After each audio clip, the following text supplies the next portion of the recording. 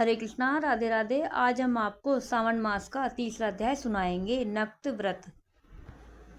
सनत कुमार भगवान शंकर से बोले, आपने व्रत समुदाय का उद्देश्य बताया, परंतु मेरी जिज्ञासा शांत नहीं हुई है। आप विस्तार पूर्वक इन व्रतों को बताने की कृपा करें। आप खोलकर मुझे समझाएं, जिसे सुनकर मैं कृतकृत्य हो जाऊं। सनत कुमार की प्रार्थना पर भगवान महादेव बोले, जो भक्त सावन मास को नक्त व्रत कर व्यतीत करता है, वह संपूर्ण वर्ष इस नक्त व्रत का फल भोगता है। दिन की समाप्ति से 3 घड़ी पहले रात्रि भोजन को नक्त व्रत कहा जाता है। नक्त व्रत भोजन में सूर्यास्त से 3 घंटे पहले के समय को छोड़कर से समय लिया जाता है। सूर्यास्त से पहले 3 घंटों को संध्याकाल कहा जाता है। संध्याकाल में आहार, मैथुन, निद्रा तथा स्वाध्याय करना वर्जित है। अब मैं तुम्हें गृहस्थ एवं सन्यासियों के भेद से नक्त भोजन की 2 प्रकार की व्यवस्था बताता हूँ। ध्यान पूर्वक सुनो। जब सूर्यदेव के मंद होने पर अपने शरीर की छाया दुगुनी हो जाए, उस समय को सन्यासी के लिए नक्त भोजन व्रत कहा गया है।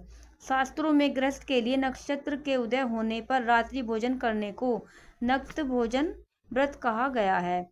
शास्त्रों में सन्यासियों के लिए रात्रि काल में भोजन निषिद्ध हो जाने से दिन के अष्टम भाग में भोजन करना बताया है। गृहस्थी को विधि द्वारा रात्रि में नक्त व्रत का भोजन करना चाहिए। सन्यासी, विधवा तथा विदुर को सूर्यास्त से पहले ही भोजन करने का विधान है। पुत्रवान, आश्रयहीन तथा स्त्री विहीन पुत्रवान विदुर को रात्रि में भोजन करना निषिद्ध है। सावन मास में नक्त व्रत करने वाले प्राणी उत्तम गति को प्राप्त होते हैं। सावन मास के प्रारंभ होने पर प्रतिपदा तिथि से प्रातःकाल मनुष्य यह प्रतिज्ञा करे कि मैं पूरे सावन मास में ब्रह्मचर्य का पालन करूंगा तथा प्रतिदिन प्रातः स्नान करूंगा, नक्त व्रत, रात्रि शयन तथा अन्य प्राणियों पर दया भाव रखूंगा। यह भी संकल्प करे कि यदि मैं इस व्रत के प्रारंभ होने के बाद इस व्रत के समाप्ति से पूर्व मर जाऊं, तो हे भगवान, इस स्थिति में आपके प्रसाद से मेरा व्रत परिपूर्ण हो जाए। नक्त व्रत करता हुआ प्राणी मुझे अति प्रिय हो जाता है। ब्राह्मण द्वारा यह स्वयं रुद्र का 1 मास तक का जो अभिषेक करता है, उस पर मेरी सदैव कृपा दृष्टि रहती है, क्योंकि मुझे जलधारा अति प्रिय है। सावन मास में जो प्राणी अधिक स्वादिष्ट भोजन या उपयोगी वस्तु ब्राह्मण को दे देता है, वह मुझे बहुत प्रिय है। हे सनत कुमार, अब मुझे उत्तम लक्ष्य पूजा विधि को ध्यानपूर्वक सुनो।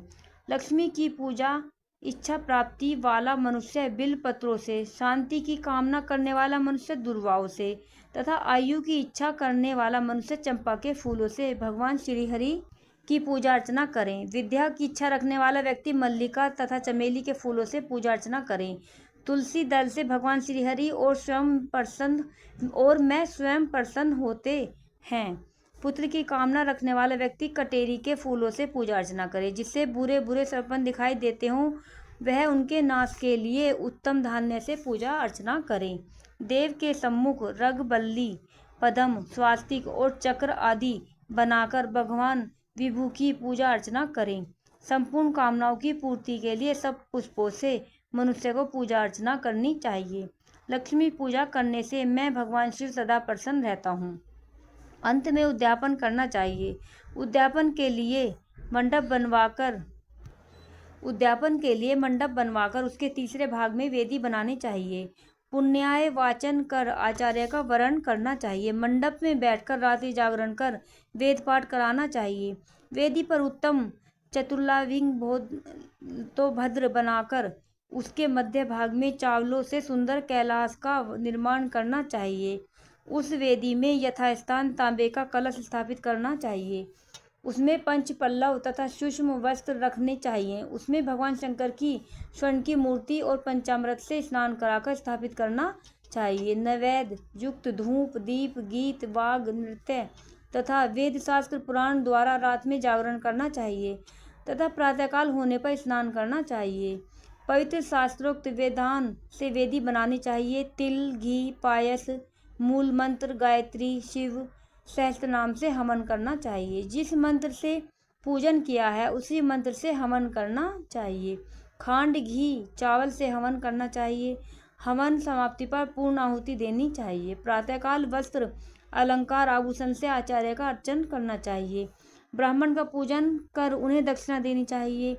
जिन मंत्रों से भगवान शिव की लक्ष्य पूजा की है, उन चीजों को दान करना होता है। स्वर्ण, निर्मित भगवान शंकर की मूर्ति का अर्चन करें। यदि 1 महीने तक दीप जलाया हो तो उसको दान में देना चाहिए। संपूर्ण इच्छाओं की सिद्धि हेतु स्वर्ण की बत्ती, चांदी का निर्मित दीप बनवाकर उसमें गौ का घी भरकर दान देना चाहिए। ब्राह्मणों को भोजन कराकर दक्षिणा दे। इस प्रकार जो मेरी अर्चना करता है मैं उस पर सदैव प्रसन्न रहता हूँ। जो मनुष्य श्रावण मास में अपनी प्यारी वस्तु का त्याग करता है वह मुझे अर्पण की जाती है। तो हे सुनो, उसके फल को सुनो। इस लोक में तथा परलोक में वह वस्तु लाख गुना होकर मिलती है।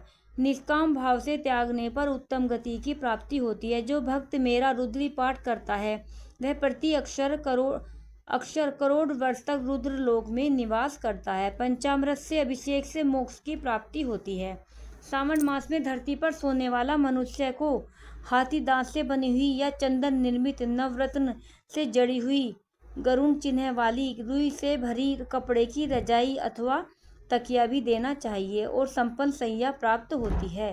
वह सैया उसे सुंदर स्त्री अन्य रत्नों से विभूषित मिलती है। सावन मास में जो आदमी ब्रह्मचर्य का पालन करता है उसका वीर्य अत्यधिक पुष्ट हो जाता है। तेज, स्थिरता, बल, शरीर, दृढ़ता और धर्म कार्य में समस्त उपकारी चीजें उसे मिल जाती हैं।